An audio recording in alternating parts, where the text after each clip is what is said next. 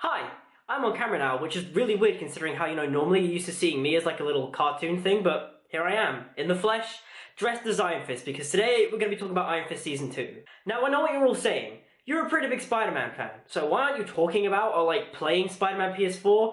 And, well, the truth is I don't have a PS4. But who cares about that? I mean, Iron Fist Season 2 came out, and I'm a pretty big Iron Fist fan. Like, I like him a lot. He's one of my favorite Marvel characters, and, I reviewed Season 1. It's like 20 minutes long. You guys can watch it if you want. I just didn't like it, it just disrespected the character of Danny Rand, it disrespected the character of the Iron Fist, and overall it just was really boring and slow. But Season 2, on the other hand, I really liked. It's got its problems, but I really liked it. Now, Netflix, whoever you got to edit the Season 1 recap, you need to give them a pay rise, because whoever did, they made Season 1 look absolutely phenomenal. I mean, sure, they included clips of The Defenders and Luke Cage Season 2, but overall, they made Season 1 look super interesting, a show I actually wanted to watch. But Season 2, on the other hand, it started off pretty strong. And the new showrunner, Raven Menser, he brought new life into the show, and you could just tell. Like, from the very first episode, when we meet characters like Ward, who was very monotone in Season 1, he comes in and he is phenomenal. Like, Raven Menser, you did good, man. You did good. Now, Season 2 only has 10 episodes, and overall, it was used pretty well, since how many complain that the 13-episode structure of the Marvel Netflix shows can cause the story to drag out quite a bit. And with the 10 episodes, it works pretty well. However, the story itself does lack quite a bit. Like, the pacings from episode 1 to 5 was spot on. However, 6 to 9, it was pretty slow, and maybe that's because they start shifting their focus away from Danny Rand as the Iron Fist, and they start focusing on other characters, which I didn't really like initially. Especially since you could tell that it really ruined the momentum of the storytelling. Now guys, they finally did it. Finn Jones' Iron Fist is Danny Rand. He is the Iron Fist straight from the comic books. He's fun, he's calm, he's zen, he's nice. He's finally Danny Rand. He's no longer super edgy and emo and mad over the death of his parents and he's all guilty. In fact, he's quite calm, he's down to earth, and he's just really good fun. Oh, and who else was glad that Danny stopped running around going, "I'm the Iron Fist"? However, despite all these praises I'm giving Finn Jones, the show kind of loses its focus on Danny Rand, and after episode 5, it starts to become the Colleen Wing show. Now, don't get me wrong, I love Jessica Henwick. I think she's great as Colleen Wing, she's fun, she's cute, she's got all the really cool badass moves. However, my main issue is that I just really wasn't a fan of where we left Colleen at the end of the show. Initially, that was until I saw the season finale. That's when I got really excited. But I'll get onto that when I discuss the ending of the season. But overall, Colleen Wing had a really good arc this season. She was very reluctant in becoming a hero, she did her stuff in Defenders, she killed Bakuto, and she wanted to move on with her life. However, it's after the Davos conflict with Danny does she realize that she needs to step up. She needs to actually be a protector of New York City. She needs to be a defender. Now, a nice addition to the show was Misty Knight. I mean, she does a good job, Simone Missick, pretty great. Great in Luke Cage, great in Iron Fist. But overall, she doesn't really add anything new to the show. I mean, when she's there, it kind of just feels like Netflix just going, "Hey guys, we're gonna make Daughters of the Dragon," and I would like to see that show. But other than that, she wasn't really necessary to the season. Now, I mentioned him before, but Tom Pelphrey as Ward was just really great this season. The energy he brought to Season 2 was just really great. Very good stuff, coming off his very monotone performance in Season 1. And overall, his bromance with Danny was great. I mean, I love seeing that because, in Season 1 he was a bit of a dick to Danny, but by the end he kind of accepted him as, like, one of his brothers. And in the season, it just continues and it's just really great fun to watch. However, my main issue with Ward is that I wasn't very interested in the actual stuff he was doing. I mean, I didn't care for him going to the AA meetings, trying to, rekindle his, family connections with Joy. I just wasn't super invested in it, especially when, he, screwed his AA sponsor and then, got her pregnant and finding out he was going to be a father.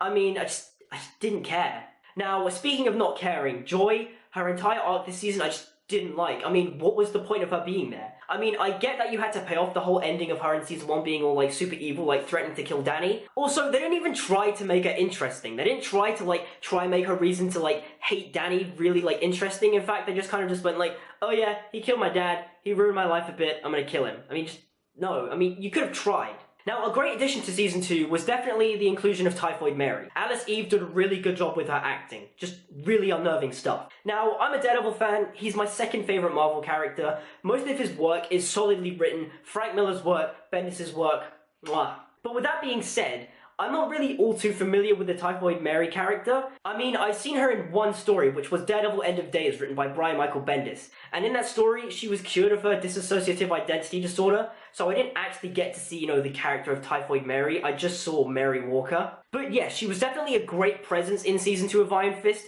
Although my big gripe was that we didn't get to see the Bloody Mary personality. I mean, it was teased throughout the whole season, and I was expecting her to unleash it when she was gonna fight Davos in that warehouse in the finale, but no, she just, shoots him with a sniper. This is a bit anticlimactic, wasn't it? Now, for me, definitely hands down, my favorite character of the season was Davos. I mean, Sacha Dhawan, once again, just did a really good job with portraying Davos.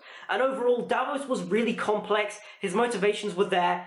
It's just a shame that they didn't stick the landing with him, because if his overall arc was well played out, like Wilson Fisk's or Kilgrave's or even Cottonmouth's, he would have been up there in the top ranks as one of the best Marvel Netflix villains. But he's just good. Definitely the strength with his character is that he was very sympathetic. You understood where he was coming from, I mean, him believing that the Iron Fist was his birthright, his mother hammering home the idea that he needs to be the Iron Fist because if not, he is a failure to the family, a disgrace. I mean, just the scenes with his mother in general were just great. Like the scene after he loses the Kunlun fight, and she's just bitter at him and mad at him for failing that fight. And then the final scene where we flash back just before season 1 where Davos goes to get Dany and he says goodbye to his mother. And, he's like going, "Mother, please, say something because you may never see me ever again." And she's on the other side of the door and she doesn't say anything. That was a really well done scene. I mean, his conflict with Dany was just really well presented. The scene under the bridge was just intense, you could feel the anger from Davos and Dany wanting to be there, peacefully. However, then when they start talking and, Davos starts getting under Dany's skin, going on about, what their Shifu said about mastery and strength and how the Iron Fist was his birthright, you could just feel the tension there. It was building to something. I mean, the scene where Davos goes, "Dany, if you could give me back the fist, would you give me back my birthright?" And Dany goes, "No, I mean, I earned this fist." And the show does a great job in showing Davos' point of view, but it does too good a job, It makes Dany look like the bad guy, which they shouldn't. I mean, Dany is the hero of our show. I mean, Dany should be sticking up for himself, being like, "Davos, you didn't fight Shao Lao. I beat you in that Kunlun fight. I earned the Iron Fist." But the show just leans heavily onto the fact that Dany stole the fist from Davos, which just, I mean, in terms of their conflict, it was really good storytelling. It's just that, in terms of making Dany sympathetic for all audiences, it just doesn't work. Definitely my favorite scenes with Davos was when, just after he stole Dany's chi, he runs out wearing the Iron Fist mask, pretending that he is the protector of New York City. I mean, that stuff was just great, It made him look like he was a child, finally getting that toy he's always wanted. And I also loved him training the Rhino Gang to be his disciples and to spread justice across New York. Like when he went to Mr. Ming and stopped those men from stealing money from him, and all he asked in return was for Mr. Ming to be a good citizen. And Mr. Ming denies his protection, and Davos just immediately, just snaps and kills Mr. Ming because it didn't add up to his sense of justice. That was just really great stuff with Davos. It was just unfortunate that by the end of the season, he never really enacts his plan to kill Dany. He just goes, "Oh yeah, Dany's time will come. I will end Dany." It never came to fruition. What was the point? My biggest issue with season 2 is that Colleen defeats Davos while Dany fights Typhoid Mary. What? You set up the whole internal conflict of the season to be Dany versus Davos, and yet you have Colleen fight Davos? What? That makes no logical sense. I mean, what happened to the whole brotherly rivalry? No. And this is what I mean when I say that season 2, halfway through, just becomes the Colleen Wing show. I mean, Dany even gave her the Iron Fist. I came here to watch Dany Rand, the immortal Iron Fist, not Colleen Wing, the descendant of the Pirate Queen of Pinghai Bay. And don't worry, I'll get back to that, because that was pretty cool. Now, when it came to Dany's reasons for giving away the Iron Fist, I understood where he was coming from. I didn't like it, but I understood where he was coming from. In episode 1, we saw him go down to the underground subway area, and he started punching on the door with the Iron Fist, and in the background those 2 red lights were the eyes of Shao Lao. And it kind of reminded me of, how in Daredevil season 1 where Matt would flip over someone and just wail on their face over and over and over again. He'd work into that frenzy. That's what I thought the show was going towards, but instead it's kind of different, but it's also kind of the same thing, where it's Dany felt Shao Lao in him. He got used to the fist so much that he could actually feel the energy of Shao Lao, and the anger of Shao Lao scared him, and so he didn't feel like he was worthy of the Iron Fist without further studying it. And so I understood why he gave it away. I just didn't like that he did give it away. Especially considering how in, season 1 of Iron Fist and in The Defenders, he's just bragging to everyone that he is the Iron Fist. Although, I do like that by the end, Danny realizes that he needs to learn more about the history of the Iron Fist. But I mean, the show even went to the extent to having Colleen Wing train Danny after his leg was broken. Like, what? She was training him? I mean, I get the emotional training that Danny needed to fight someone close before he could actually face Davos. That was really good. But when they were just in their apartment and she was teaching him how to fight, it wasn't sparring. She was just teaching him how to fight, and I was just like, huh. So you're teaching the immortal Iron Fist, a man who was trained 15 years in mixed martial arts, and yet he needs training from a karate teacher who was an ex-member of the Hand. Yeah, that makes sense. Now, making Colleen the Iron Fist at the end of the season was definitely a choice I wasn't really a fan of until the finale happened. Once the finale happened and they revealed that she was a descendant of the Pirate Queen of Pinghai Bay, who was the first female Iron Fist who could channel her chi into her weapons, I then really liked the idea that she became an Iron Fist. I was super excited because, I mean, by the end, she just became the modern equivalent of the Pirate Queen of Pinghai Bay. But also, Jessica Henwick is bae. Now, in regards to where we left Danny and Davos at the end of the season, I like that 1, Davos didn't die, and 2, Danny approached him with compassion. I mean, that scene was just great. Like, Davos just realized that even after all he did to Danny, Danny still approached him as a brother, with love, with compassion. And I'd like to see Davos return in the future seasons. Especially with what they set up at the end of the season, because that's exciting stuff. But now it's time to talk about the ending, and I really like the ending. It got me excited for Iron Fist Season 3. I mean, I really hope we do get an Iron Fist Season 3, because, like, the ending is too good not to give us a Season 3. So Danny and Ward go to Japan to find Orson Randall, who was the first Iron Fist. And to put it plainly, Orson Randall is like Iron Fist's version of Stick. I mean, I just got super excited. I mean, the part where Danny raises his 2 guns, channels his chi into the guns, and, like, stops the bullet midair, that was awesome. I mean, I don't get how he got the Iron Fist back. I mean, they did a time skip, so I'm guessing there's going to be flashbacks explaining that in Season 3, but, like, overall, I'm sorry. That was really cool. And especially since they're setting up Orson Randall, like, Season 3 is primed to be an adaptation of Ed Brubaker and Matt Fraction's first 2 volumes of The Immortal Iron Fist. In those 2 volumes, Danny meets Orson Randall, and Orson Randall teaches Danny secrets of the Iron Fist. He even gives Danny the Book of the Iron Fist, which basically teaches Danny super advanced kung fu that only the Iron Fist can unlock.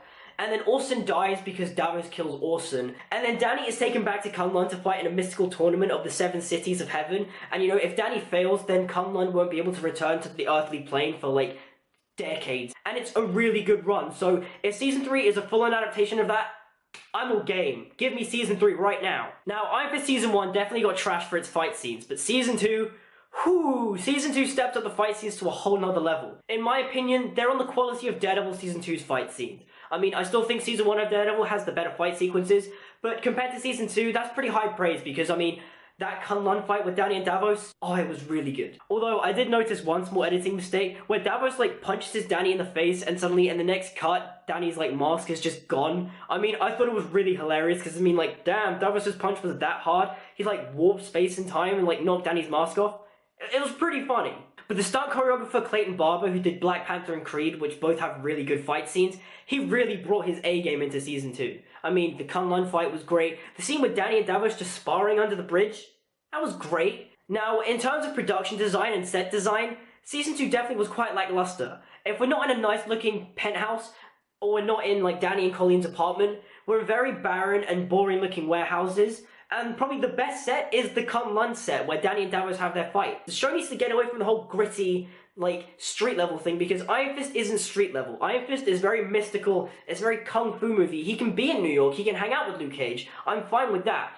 But give me more mysticism, man. I mean, I need more, like, grand temples and more, like, kung fu stuff. Give Danny the suit already, I swear to God. And, like, show me Danny fighting Shao Lao. Also, how hard was it in the final scene of the season not to have Ward just go, yeah, you gotta take that out with him, and have it, like, pull focus to Danny, wearing the Iron Fist uniform? That would have been kind of cool, but, like, no, we've gotta wait till Season 3 because, every superhero gets their costume in Season 3, I mean, Daredevil got it at the end of Season 1. I mean, The Flash got his in the first episode. Arrow got his in the first episode.